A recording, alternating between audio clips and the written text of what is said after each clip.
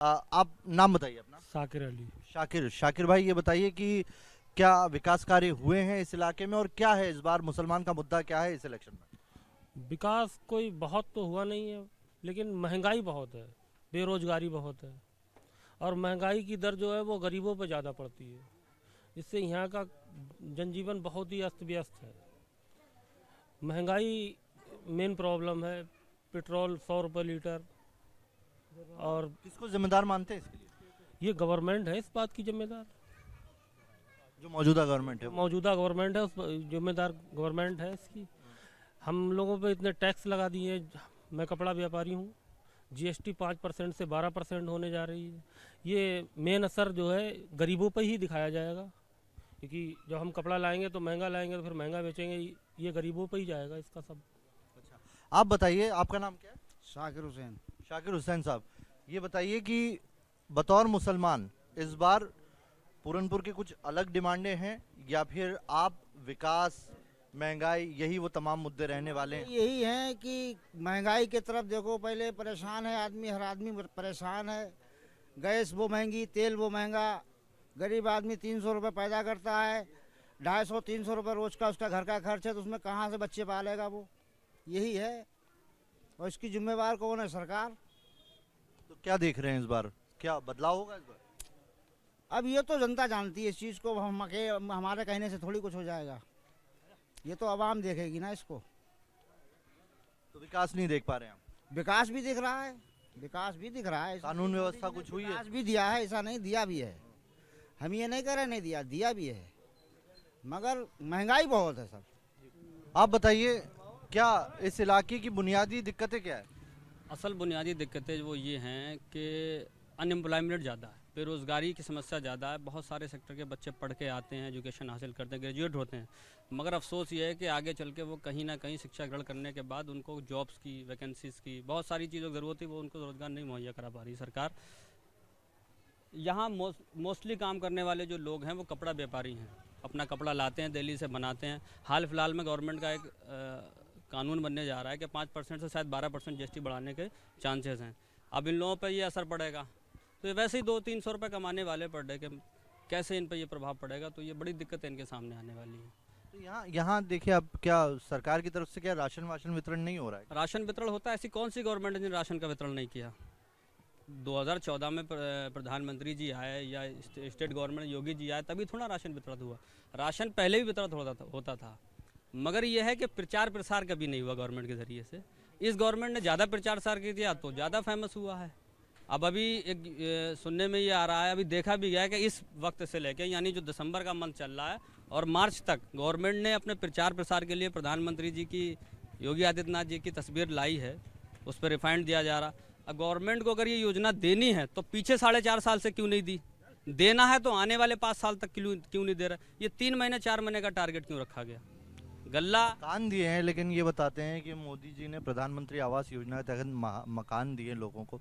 ये तो पिछली किसी गवर्नमेंट में नहीं दिया, ये विकास की श्रेणी में नहीं है? नहीं, मेरी एज तो इस लायक नहीं है, लेकिन मैं ये, मुझे बड़े बूढ़े बताते इंदिरा आवास भी मिला, समाजवादी गवर्नमेंट आई, लोहिया आवास मिले, इस गवर्नमेंट में प्रधानमंत्री आवास आए, आवास भी चलते रहे। ऐसा नहीं है कि कोई स्पेशल चीज़ लाई है। मुख्य मुद्दा क्या रहने वाला है फिर? मुख्य मुद्दा जो आएगा वो बेरोजगारी का आएगा। हमारे यहाँ बहुत सारे बच्चे पढ़ाई करते हैं, इसमें लड़कियाँ हैं, लड़के हैं। जब वो पढ़ाई करने के बाद उनका फ्यूचर सिक्योर नहीं हो रहा, वो कहाँ जाएँ, किस जगह जाएं उसको अपनी मतलब जॉब के लिए? जब जॉब ही नहीं करेंगे, जब सेल्फ डिपेंड नहीं हो पाएंगे, तो अपने परिवार को, अपने आप को आगे कैसे चलाएंगे अपने आप को? असल मुद्दा बेरोजगारी का है। नीतियाँ गवर्नमेंट अगर अच्छी लाएगी, पॉलिसी अच्छी लाएगी, तो आने वाले वक्त में ये जो वोट एक तादाद में मुस्लिम का वोट यहाँ बहुत ज़्यादा है।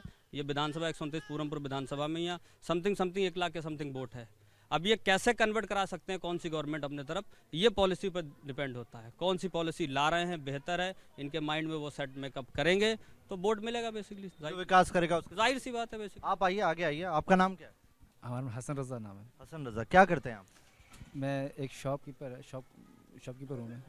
क्या क्या लग रहा है आपको, इस बार के क्या इश्यूज हैं?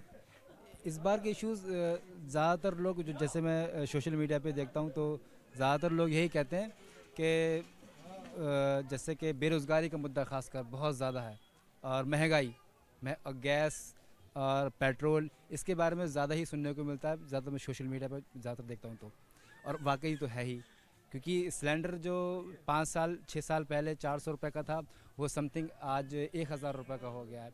और गरीब जो है कहाँ तक इसको कर तो पाएगा। आपको लगता है कि इस बार इलेक्शन में यही मुद्दा होगा या मुद्दा जो है हिंदू मुस्लिम हो जाएगा? नहीं नहीं, हिंदू मुस्लिम नहीं होना चाहिए, ना ही होगा, क्योंकि लेकिन ये मौजूदा गवर्नमेंट योगी सरकार इस चीज़ को बढ़ावा दे रही है। हाल ही में अभी अयोध्या हुआ और अब ये मथुरा चल रहा है। ये सिर्फ हिंदुत्व और मुस्लिम को लड़ाने का काम करा है इन्होंने, और ये करते रहेंगे। लेकिन जनता इस चीज़ को समझ चुकी है, ना ही ये होगा। इस बार जनता उसको वोट देगी जो विकास करेगी।